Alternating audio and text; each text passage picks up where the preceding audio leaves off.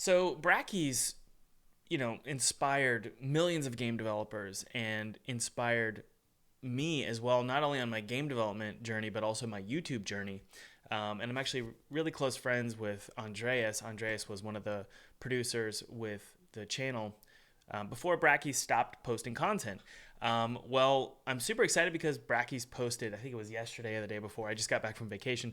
So I wanted to just first off say a huge congratulations to Brackeys for being willing to take a break, honestly.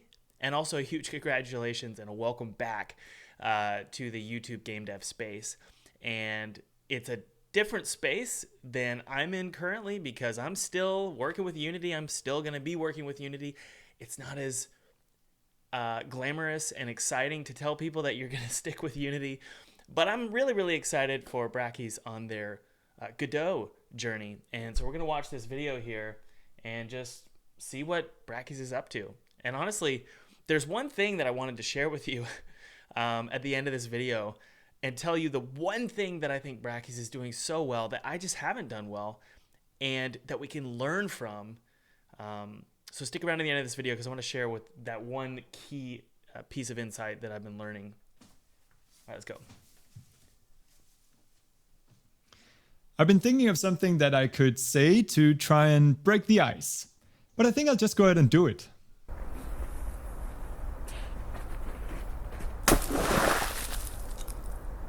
Alright, now that's out of the way. Hello everyone, it's been a while, I hope you've all been well. The last time we uploaded a video was over 3 years ago, and I think it's safe to say that a lot has happened since then, both in the world and in the game dev industry.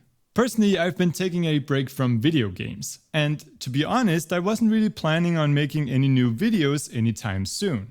I think for a while that some of the harsh realities of the video game industry had taken away some of the joy that I used to feel when making games. From the lack of unionization in AAA to the real challenge of keeping an indie game studio afloat, I think there's an ever-increasing pressure on developers.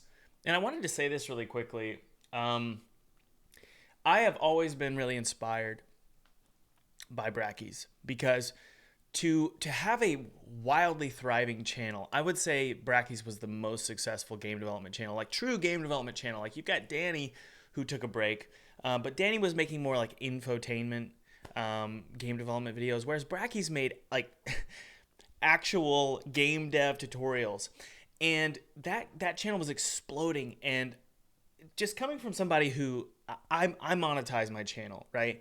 And I sell courses and I sell my own games. And I've taken sponsorships. I know how much money comes in for my channel. And I know the potential of income that Brackeys they probably had, but could have had they decided to really go crazy and monetize their channel and sell a bunch of products, but they didn't do this. And even crazier, they just quit. They just said, we're done. We're not going to make videos anymore. And that was a brave and courageous step. Honestly, courage that I've not yet had with my channel. It's hard for me to just say, you know what, I want to take a break out of principle. I'm tired, I'm exhausted, I'm burnt out, or the game industry is not appealing to me anymore, so I'm just going to back away. That takes a ton of courage. That's not easy to do. So kudos to Brackeys for doing that. Okay, let's keep going. I started in the game dev space very young with simple and probably naive ideas of what it means to make video games. These realities simply took it out of me for a while. But recently that changed a bit. Not because I discovered some cure that will magically make these issues disappear, because unfortunately I haven't, and they won't. But simply because I saw something that made me excited about making games again. In fact, you could say that it's been a game changer, pun intended, and I know that a lot of you feel the same. I'm of course talking about open source. Let me explain. I've long been a huge fan of Blender. If you don't know, Blender is an incredibly powerful and now very popular 3D graphics tool. It has capabilities in modeling, sculpting, UV mapping, hugely powerful rendering, and the list just goes on. And the thing about Blender is that it's 100% free.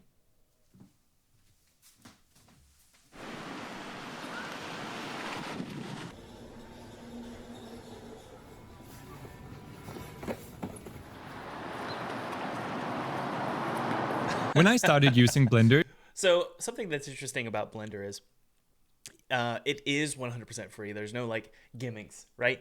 And it used to be a kind of a clunky tool to learn. It was very, very difficult to learn.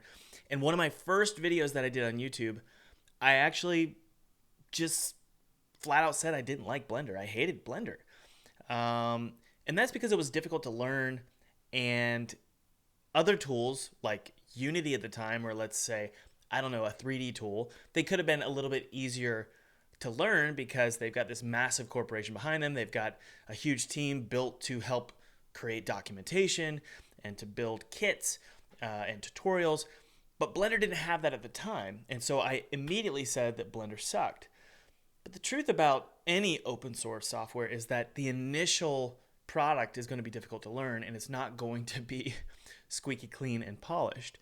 But I think what Brackeys has learned here is that tools like Blender and Godot eventually become more accessible to a much wider audience with just good documentation and updates to the software. So that's something I didn't really realize about Blender. And even now with Godot, I don't want to adopt Godot because I don't want to go through the growing pains with the Godot community, to be completely honest, because we've got games to make. We're working with a publisher, 3D Realms, on our game Twisted Tower. We're going to be working with publishers in the future, and so we've got to get games done quickly and ensure that they can be ported to console and are commercially viable. Again, props to Brackeys for having the courage to stick with the Godot community and help sort of spearhead that. I think that's awesome. Okay, let's keep going. it was still pretty small, and not even close to comparing to the mighty industry standard Autodesk suite. But since then, it has become a huge contender in the world of 3D graphics, preferred by many professionals as well. But how can something that is free ever compete with a hugely complicated software suite that costs thousands of dollars in subscription fees? Well, at least part of the answer is that Blender is what we call free and open source software, also known as FOSS. This means that instead of a company owning and controlling the software with a private codebase, the software is publicly owned and has a public and open codebase that anyone can access and contribute to. If you don't like something about the software, or you would like to add a feature to it, you can simply download a copy of it and modify it to suit your needs. And then, if you like the result, you can re-upload it to see if other people would find it useful too. Perhaps Keyword there, simply download and change it. People like me, I can't do that, right? I don't know how to download a piece of open source software and tweak it and change it. Not smart enough. So that's just something to keep in mind, right? With open source software, most people are going to rely on the community to do this. Most people aren't capable of doing this. So there is a sort of what's the right word? There is a nature to open source software that requires patience, and it requires, being principled and waiting for this stuff for the changes to occur. And relying on the community to do that. And they do that because it's a very democratic process. It's very open. However, people like me, you got to be patient.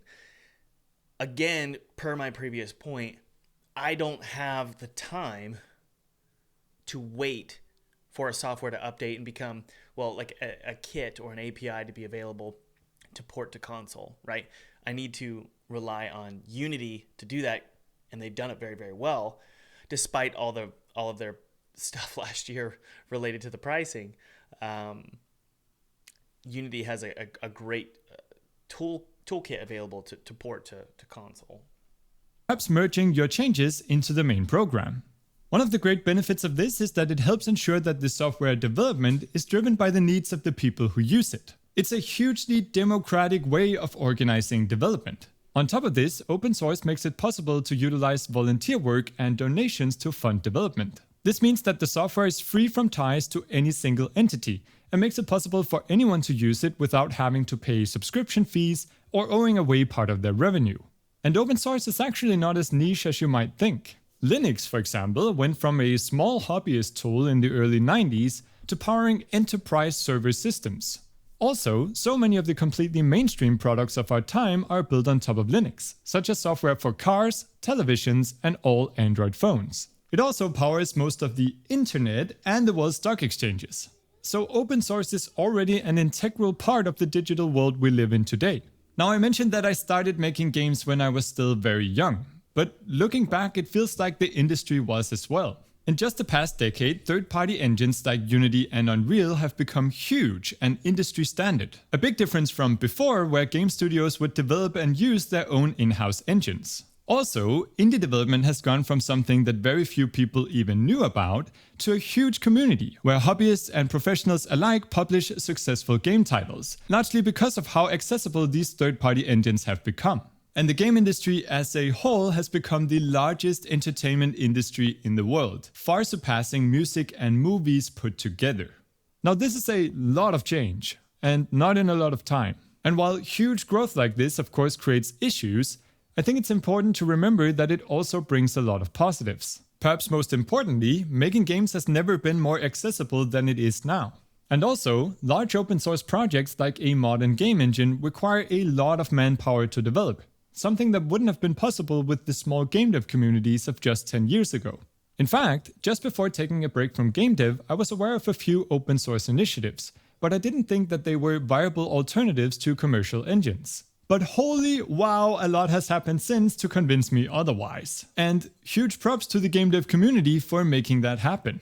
First of all, a bunch of new engines have popped up. And just like with Blender, previously niche software is starting to gain massive followings, with many contributing their time and donating to hire full-time developers.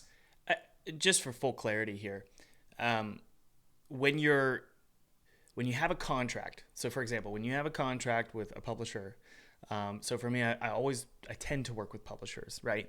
I don't really just patiently release my games. I have a schedule, I have a team, I have a budget, and I hit every platform. This time around, we want to hit every platform if we can for Twisted Tower, including consoles.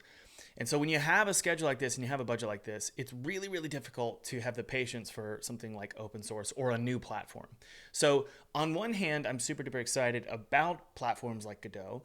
On the other hand, I can't be because we have contracts, right? We have games that we have to get out. So as an entrepreneur, as a game developer or owner of a game studio, you have to sort of be balanced in your approach, right?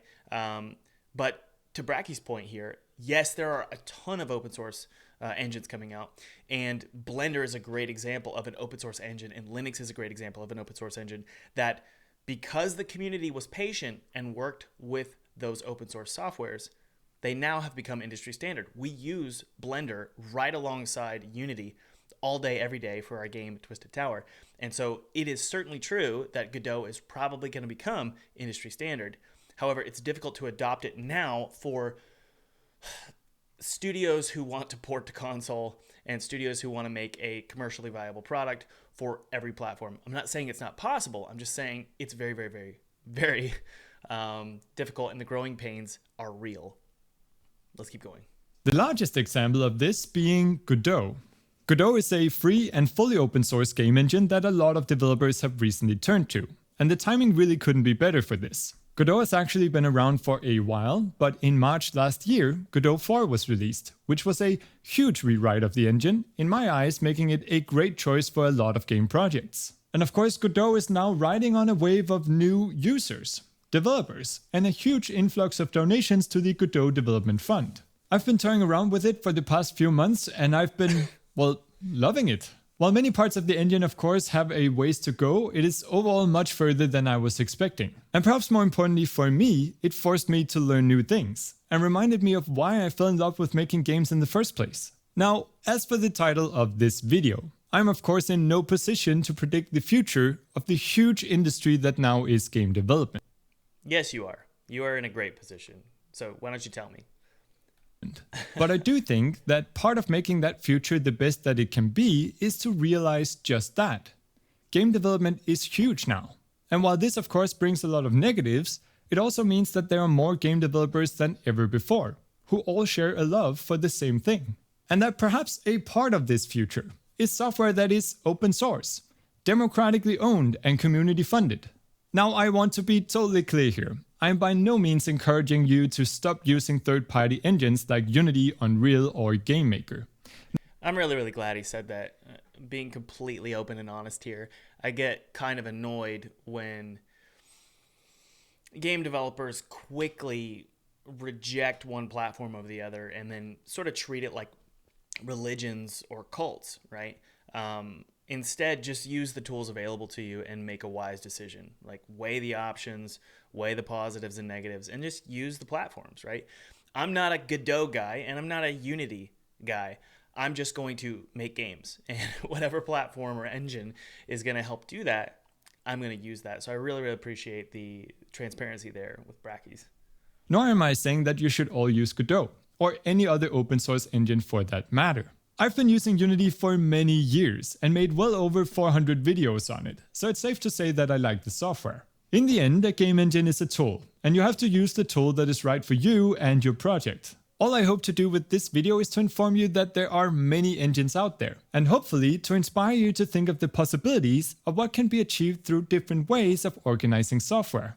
At GDC last year, one of the co-founders of the Godot engine, Juan Lenetsky, gave a talk titled Godot as an Open Ecosystem, with a lot of sharp observations about open source in the game dev industry. It goes into detail about how open source can be beneficial for the industry as a whole, and I highly recommend you check it out. So, in the spirit of open source, we'll be releasing some new videos on Godot. Yay. I've been hard at work learning the engine, and while I'm no expert yet and things are a bit different this time around, there's no team, there are no patron supporters. No ponytail. We aren't in an office, in fact we're recording this from our home. I, with the help of Sophia, have done our best to create a couple of videos on the most essential parts of Godot. The first video will be a mega tutorial on making your very first game in Godot and should be out next week. The second one will be a complete overview of the GDScript language and will be out within a month. Definitely going to be watching these and trying to learn. I'll be completely honest with you guys. Even though me and my team are going to continue to use Unity, Godot is in the back of my mind at all times. Unreal is not, for a variety of reasons, mainly because I think I just don't like it. I don't like Unreal. Just personally, I don't like Unreal. It feels clunky. It feels heavy. And I don't really like the paradigm. Whereas when I've opened up Godot and I love how it feels. It feels very similar to Unity. So I'm definitely going to be watching these videos. I encourage you guys to watch them too. Even if you're not going to abandon Unity, watch the videos, learn about Godot. At least have an understanding of Godot. We really can't wait to share them with you. And we thought that since so many things are different this time around, we might as well try something new. So the new videos will be in Danish.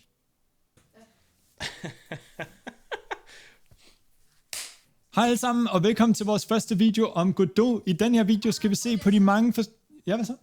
Jeg skal på, det virker det der med at gøre det på dansk. Ja, jeg synes, det virker meget godt. Jeg tror lige, jeg synes, vi skal bare tage den på engelsk en gang.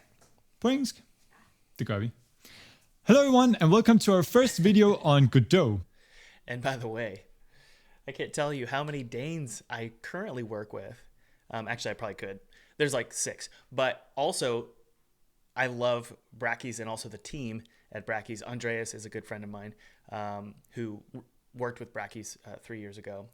He's also Danish. Danish are incredible people and super duper excited about the English videos coming out, even though I would love to watch a video in Danish. Okay, so I told you guys I would tell you why I'm excited, or what I've really, the one thing I've learned from Brackeys. The one thing I've learned from Brackeys is consistency. Brackeys, from the YouTube channel side of things, have always been consistent. He has always had a very similar style in terms of the photography of his videos, the way the information is presented, the format of his videos, when they're scheduled to come out. All of it was very consistent. And I found it really ironic and funny that 3 years later, the video that comes out has the same style with the black backdrop, the crisp audio, the same kind of lighting. That is what makes Brackeys on the YouTube side of things so like profitable for us, but also for the channel, right? The YouTube channel has 1.72 million subscribers. And I believe it's because of consistent high quality content on the YouTube side of things. And so it's just something that I've learned not only for my YouTube channel, but also my games. Consistency always wins. Being consistent in the kind of content you're creating for whether you're doing a YouTube channel or your social media accounts for your games or just your games themselves, being consistent and sticking with something. I've learned that from Brackeys, and it's funny because it was so consistent of the quitting was even consistent. When Brackeys quit, it wasn't like, hey, here's a video every once in a while. It was, no, we're quitting. And it was 3 years of no videos. And I really, really appreciate that. Brackeys is a very principled YouTuber. And that principle translates across to everything. The thumbnails, the quality of the content, the photography of the videos, the way that information is communicated. And I've learned a ton from that. And I'm going to continue to learn, thank God, from Brackeys. I'm really glad that he's back recording videos. So let's just give a huge welcome in the comments to Brackeys. Welcome back. And watch the videos. Be sure to subscribe below to Brackeys. Cheers, guys.